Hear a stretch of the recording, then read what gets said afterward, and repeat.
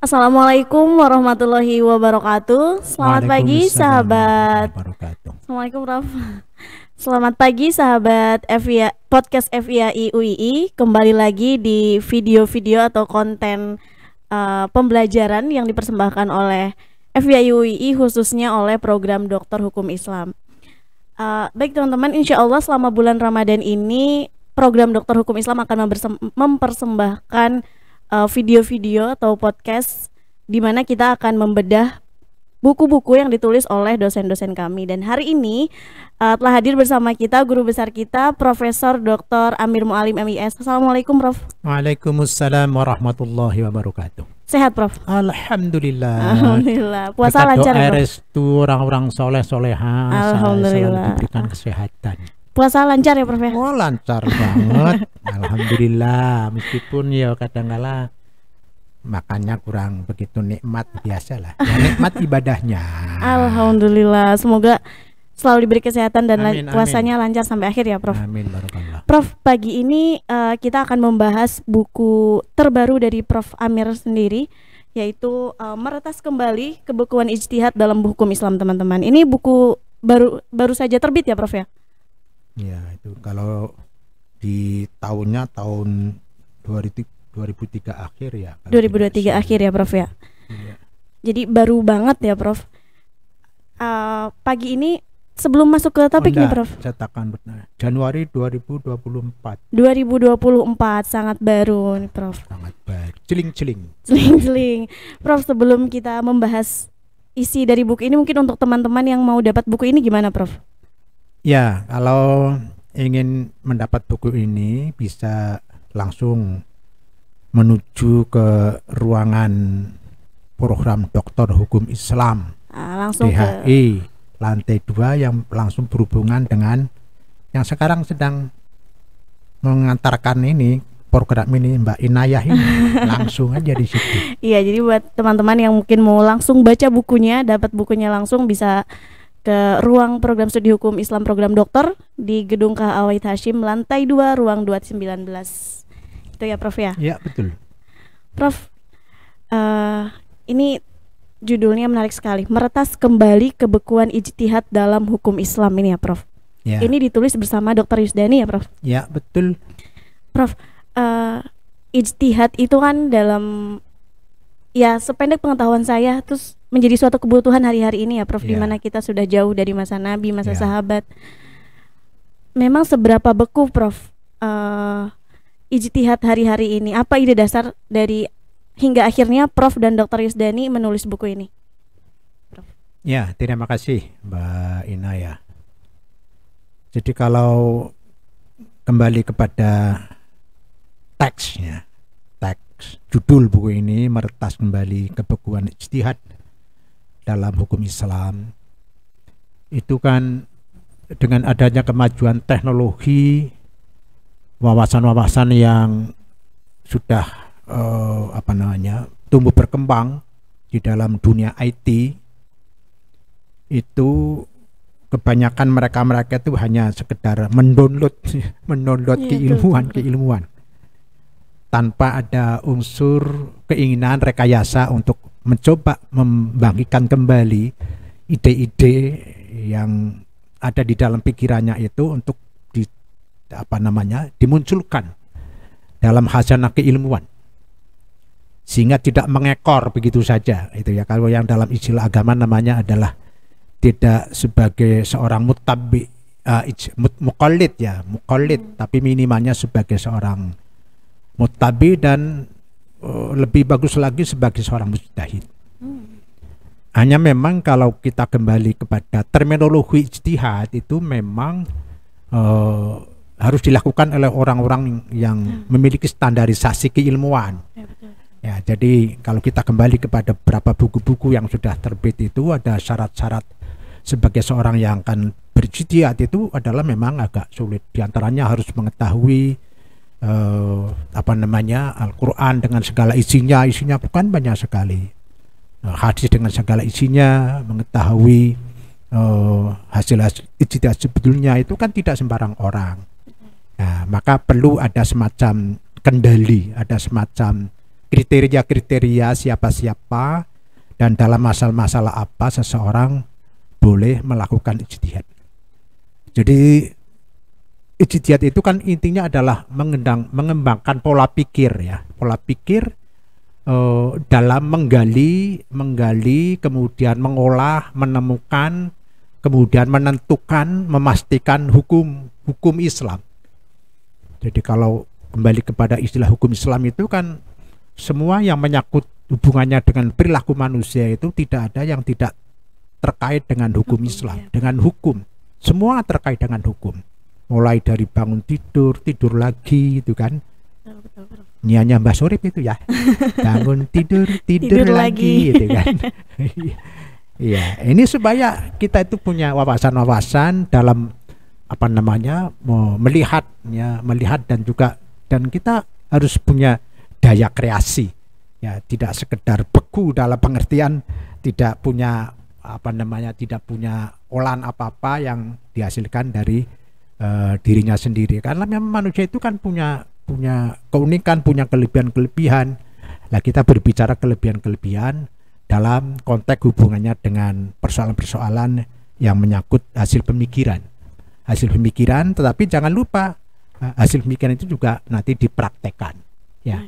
Karena kebanyakan kan kalau kita kembali kepada khazanah pola-pola pikir, hasil-hasil pemikiran zaman dulu itu kan diantaranya dihasilkan dari apa-apa yang dialami gitu ya, dialami kemudian dijadikan sebagai teori-teori itu kan, betul. Nah, kemudian ditawarkan kepada masyarakat. Hanya masyarakat kadang-kadang hanya mengekor aja, tapi tidak mengembangkan gitu ya. Jadi kalau di dalam kaidah fikih itu kan yang berbunyi al-muhafadzatu 'alal qadimis shalih wal akhdhu bil jadidil aslah. Jadi di samping kita itu mengakomodasi, mengadopsi pola pikir, pemikiran-pemikiran zaman dulu, tapi kita juga diharuskan punya kreasi untuk mengembangkan ya inovasi yang dalam konteks UII kan ada istilah kalau saudara-saudara yang atau mahasiswa dosen yang naik bis itu kan ada tulisan innovation. Nah, innovation itu kan maksudnya kan ada kreasi, ada pengembangan supaya kita itu semuanya bisa memberikan sesuatu yang bermanfaat. Karena kalau kita kembali kepada Islam itu kan khairun nas anfa'uhum linnas. Sebaik-baik manusia adalah yang berguna bagi orang lain. Nah, dalam konteks akademisi berguna itu ya istilahnya pola pikirnya itu diberikan kepada orang lain gitu kan. Kalau dalam Al-Quran mengatakan balighu anni walau ayah. Sampaikan satu pengertian, satu teori, satu pendapat itu kepada orang lain, meskipun orang lain bagi yang menerima itu mungkin ya belum secara langsung, tapi diolah dulu, diolah. Nah ini latar belakang kenapa saya menulis dengan Pak Yusdani ya dalam kaitannya dengan meretas kembali kebeguan ijtihad dan khususnya dalam konteks hubungannya dengan hukum Islam ya, supaya karena bagaimanapun juga orang hidup dan nanti dalam konteks pertanggungjawaban baik dunia akhirat itu kan kaitannya dengan azas kepastian. Kepastian itu dalam konteks Islam adalah kaitannya dengan hukum. Hukum itu kan kepastian. Kepastian. Nanti kan kalau Anda membaca kaitannya dengan hukum-hukum yang ada di dalam hukum konven itu kan nanti kata-kata orang kita tunggu aja kepastian hukumnya gimana itu kan. Kepastian hukumnya bagaimana. Lagi marak ya kata-kata itu hari-hari ini ya Prof. Kepastian hukum itu kan prosesnya panjang itu ya.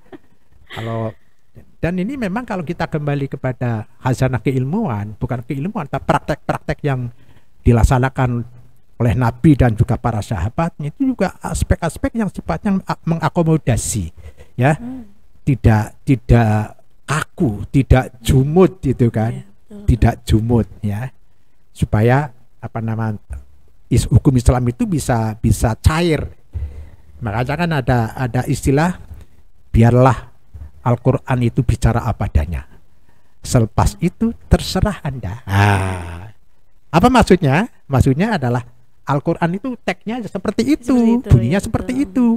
Tetapi istilahnya supaya bisa bunyi, supaya bisa berkembang, bisa diterapkan itu terserah Anda.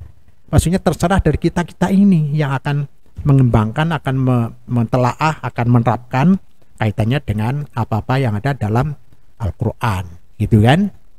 Seperti contoh aja, jadi kalau kita kembali kepada Al-Quran dalam surat An-Nisa ayat 59, itu kan ada kata-kata wa ulil amri minkum, gitu kan. Wa ulil amri minkum kan luas itu, ya. Nah, kalau dalam konteks hubungannya dengan politik, ulil amri minkum itu ya penguasa, presiden gitu kan. Mungkin kaitannya dengan bupati itu kan. Kalau dalam konteks hubungannya dengan keagamaan, mungkin ya para kiai, ustadz, habaib, kan begitu. Nah, tapi dalam konteks kajian usul fikih hukum Islam itu kaitannya dengan uli amri itu adalah diartikan dengan ijma. Itu. Jadi luas itu kan begitu. Jadi inilah kenapa itu saya menulis meskipun itu bagi saya ini masih jauh dari kekurangan. Tapi yang penting apa yang saya tulis bersama Pak Yusdani ini adalah dalam rangka untuk memberikan semacam tawaran-tawaran, ide-ide yang bisa dijadikan sebagai rujukan referensi bagaimana kita mensikapi kaitannya dengan hukum Islam. Oke, Prof. Buku ini kan sebagaimana Prof bilang menawarkan ide-ide gitu kan, menjadi rujukan. Iya. Lalu sasarannya itu siapa, Prof, yang bisa memakai buku ini sebagai rujukan? Apakah semua kalangan? Kan tadi Prof bilang bahwa tidak semua orang memiliki, sebetulnya untuk berijtihad itu tidak mudah, ada syaratnya, ada standarnya. Lalu apakah buku ini hanya untuk para mujtahid yang sudah punya standar tadi, atau semua orang sehingga bisa mencapai ke standar itu, atau bagaimana, Prof? Ya, jadi secara de facto maksudnya adalah dalam konkret untuk memenuhi kebutuhan masa itu untuk semua kalangan. Kalangan karena begini, karena apa-apa yang di sini baik teori-teori, cara-cara berpikir ataupun juga contoh-contoh itu juga terjadi pada masa sekarang dan terjadi di masyarakat. Ya. Hanya mungkin bahasanya ya, karena bahasanya itu kan tidak semua orang bisa mengerti bahasa-bahasa yang ada di dalam buku ini, tetapi akhirnya kan diterangkan ya, seperti ada istilah kaitannya dengan ada ilah itu, ilat, ada yang kaitannya dengan istilahnya dalam konteks dalil itu ada istihsan, ada istislah, macam-macam. Itu kan tidak semua orang bisa mengerti. Nah, tetapi di sini juga disertai contoh-contoh. Tapi memang untuk bisa bisa mengolah secara akurat ya, buku ini memang terutama di kalangan akademisi ya, baik untuk S1 ya, S2 dan S3. Hanya begini, saya kadang-kala saya mungkin minta maaf ya, jadi kalau mahasiswa sudah saya kasih tahu itu, saya ada tulisan pemikiran saya dengan Pak Yusdani, judulnya ini bagi saudara-saudara yang memerlukan bisa berhubungan dengan ini, tapi hampir kurang kurang respon memang mereka sudah kadung dengan IT ya. Iya, IT. Betul yang Prof bilang tadi. Download itu kan. Iya, yang penting download. Tapi begitu saya tanya, coba dari hasil downloadnya kamu itu dapat apa? Tapi nggak ada. Tapi begini, kalau saya bandingkan saya yang sudah melanglang buana dalam konteks wawasan membaca itu, jadi membaca ilmu yang langsung dari buku dengan membaca yang melalui IT itu lebih cepat di sini. Jadi contohnya kaitannya dengan apa itu cukup membuka tak gitu aja kan, berapa 0 sekian detik bisa ngerti. Tapi kalau akan membuka melalui IT itu kan data nyolok listrik gitu kan, data buka ini berapa lama itu? Lama sekali, dan itu hilang lagi. Dan kalau buku kan enggak, masih ada di sini, ulangi lagi sini gitu kan. Itulah kelebihan. Tapi memang kadang-kala ya saya tidak mengecilkan makna-makna dari mahasiswa ya, tetapi memang mahasiswa perlu digugah kembali.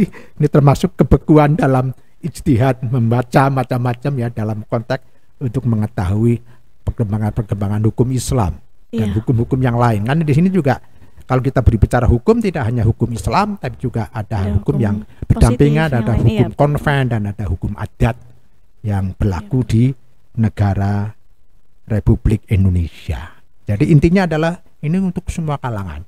Untuk Tapi semua kalangan memang ya Prof. untuk mengerti secara mendalam istilah-istilah ini ya terutama kalangan akademisi. Akademis itu ya bisa mahasiswa, bisa dosen. Untuk menjadi rujukan pembelajaran, buku penelitian ini, ya Prof ya. Ya bukan apa-apa ya silakan membaca aja.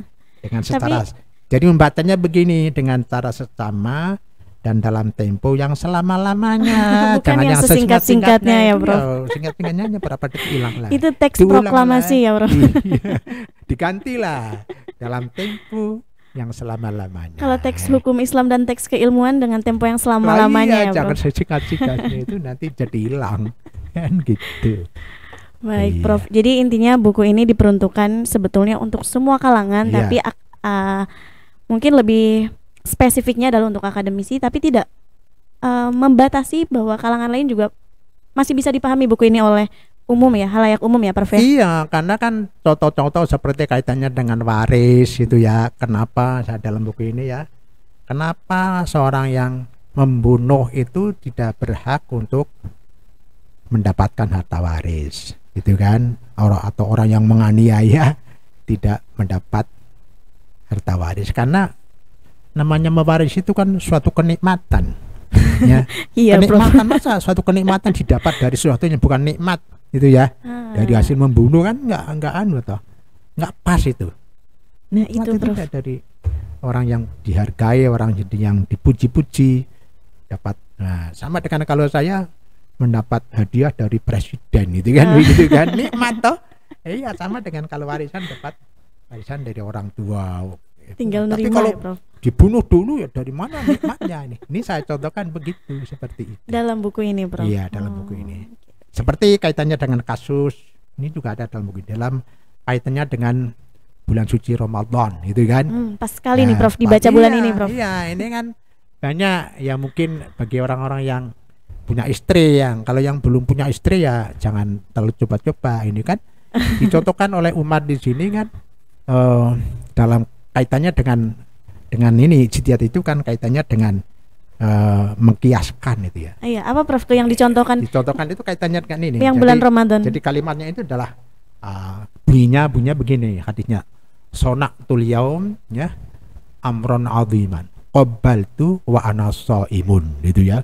Hari ini ya Umar bin Khattab mengatakan hari ini pada bulan puasa siang-siang saya mendapat musibah besar gitu kan. Apa itu?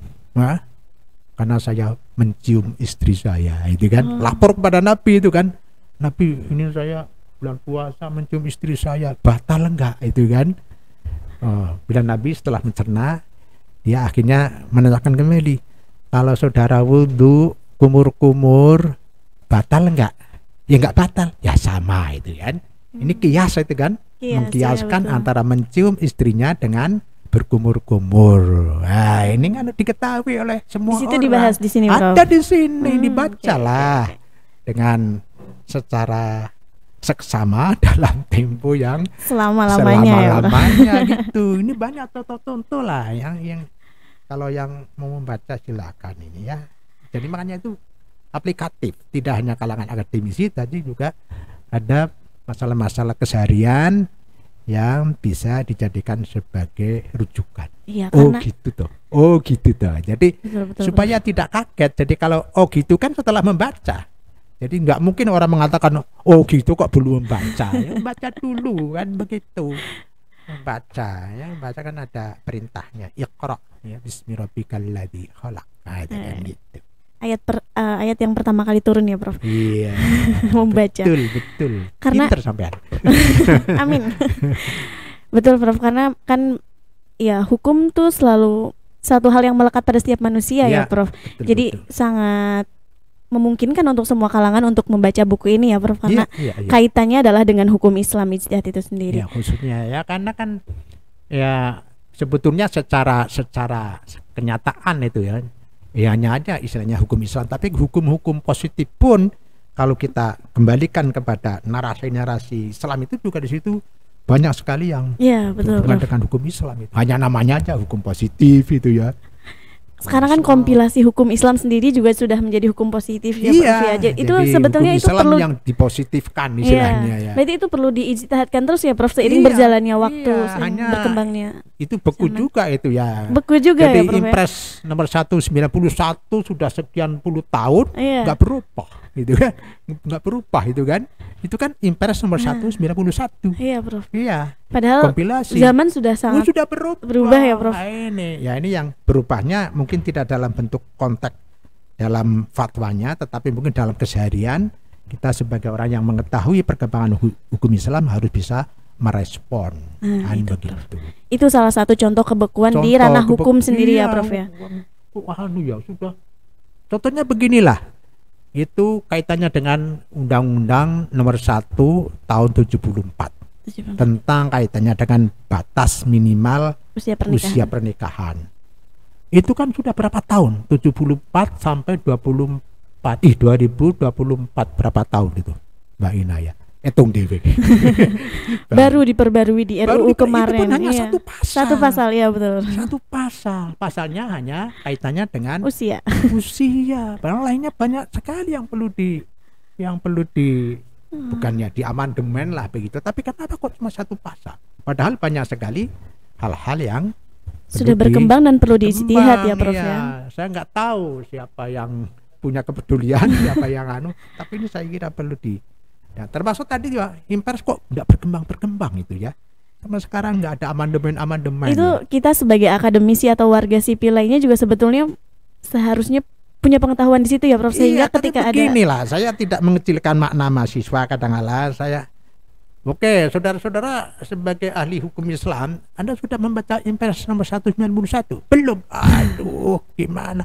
S2 juga kamu sudah membaca? Belum? Aduh, gimana? Itu diantaranya yaitu isinya kan ada berapa? Ada 3 buku ya. Iya, betul. Tentang kaitannya dengan pernikahan, buku kaitannya dengan kewarisan. Dan buku kaitannya dengan perwakafan gitu kan. Itu semuanya kan hubungannya dengan kehidupan sehari-hari yang harus dikembalikan ke situ. Nah, dan sekarang sudah banyak perubahan ya.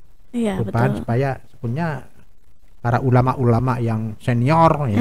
Iya, betul, Prof. Bisa ke situ gitu kan. Seharusnya ya, Prof. Ya. Saya kan masih junior. Masih junior. Kayak Prof. Iya. Prof, kembali lagi, Prof. Lalu apa nih, Prof, kisi-kisi penting yang ingin disampaikan dan ditulis oleh Prof bersama Dr. Yuzani sendiri di buku ini, Prof? Untuk pembaca. Kalau kisi-kisi penting kan sudah ada di dalam di dalam draft, bukan draft lagi karena sudah jadi buku ya. Sudah jadi buku ini kan diantaranya adalah kita mencoba mengulas tentang bagaimana dinamika masalah ijtihad ya, dirunut dari masalah zaman Nabi bagaimana, dan sebetulnya masalah ijtihad itu tidak hanya sekedar pada zaman Nabi Muhammad ya. Pada zaman nabi-nabi sebelumnya juga sudah ada ijtihad itu kan begitu. Ya. Bahkan dimulai dari Nabi Adam. Bahkan dimulai dari Nabi Adam, Prof. Iya. Contohnya apa kira-kira? Apa, Prof? Iya. Contohnya kan pada saat Qabil Habil. Itu akan Prof. Si Qabil akan mengubur ya. Iya. Habil itu kan kebingungan itu gimana caranya. Kemudian Allah mengutus burung gagak ya. Dongker apa namanya tuh? Tanah. Nah, kemudian akhirnya ditiru. Nah, meniru itu kan kias itu.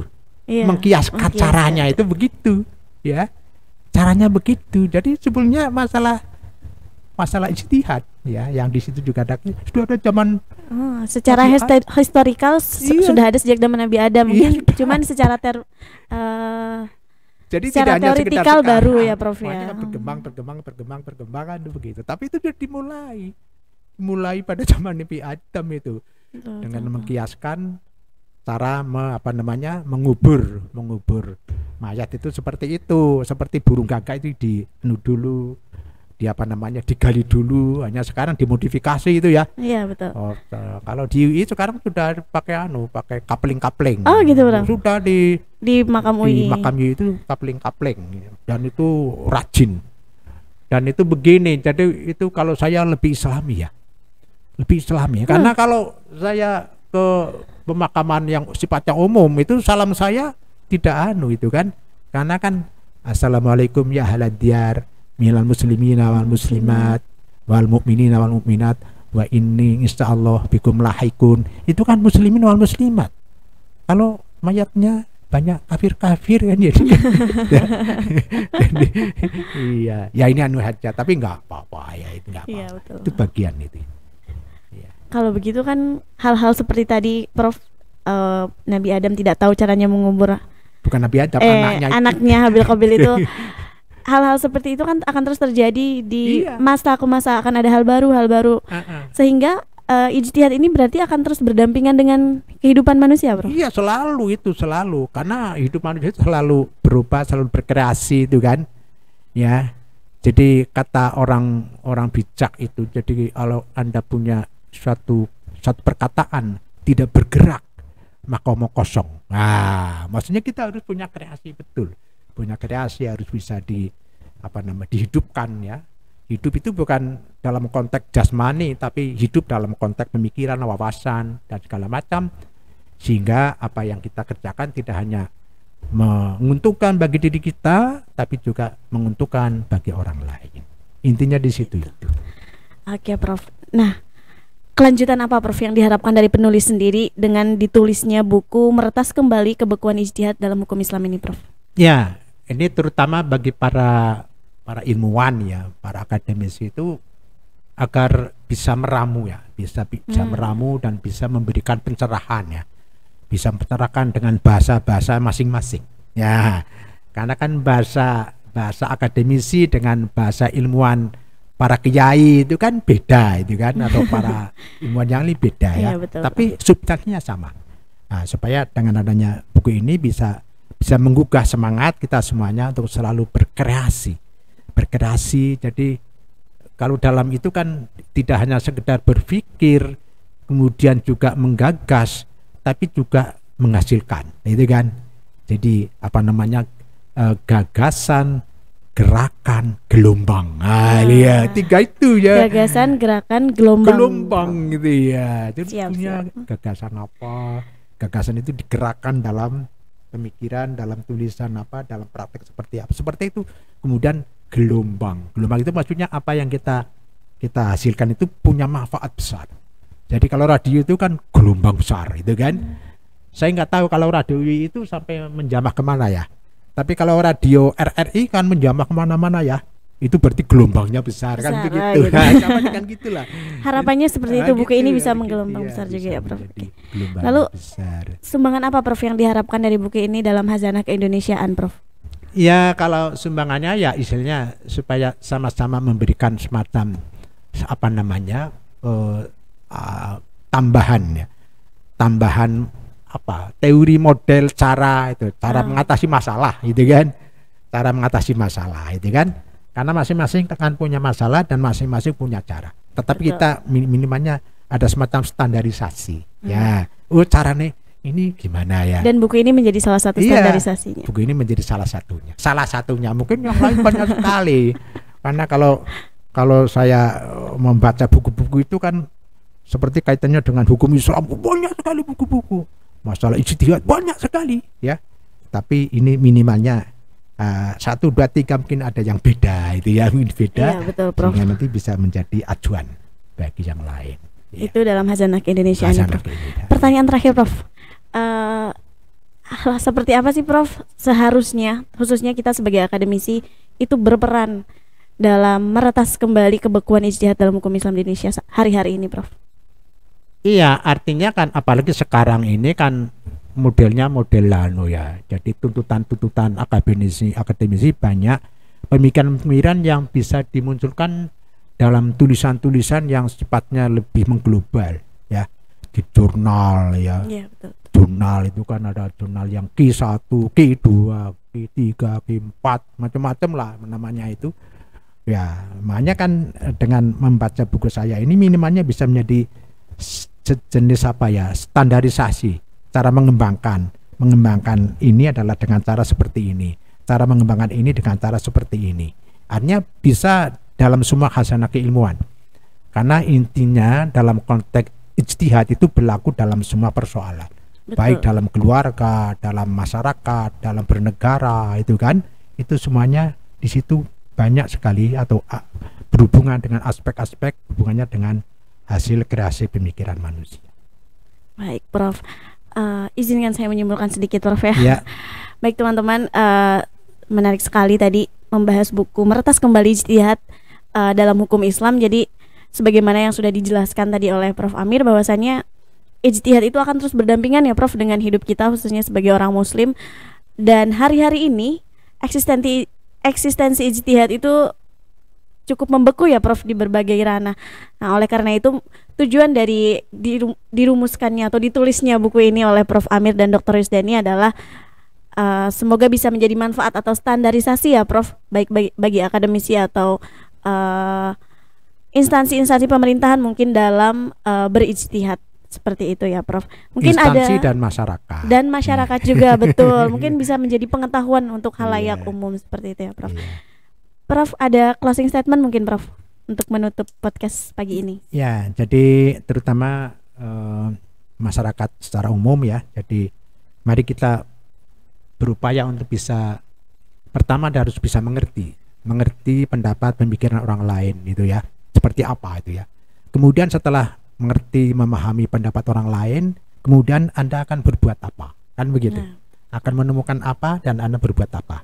Disitulah konteksnya, ya, kaitannya dengan kita mencoba untuk meretas kembali kebekuan itu supaya kita ada wawasan-wawasan baru, ada pemikiran-pemikiran baru yang bisa dimunculkan baik dalam tulisan ataupun dalam praktek kehidupan di masyarakat. Sehingga cairnya di semua, di setiap lapisan masyarakat. Di semuanya bisa masuk. Gitu.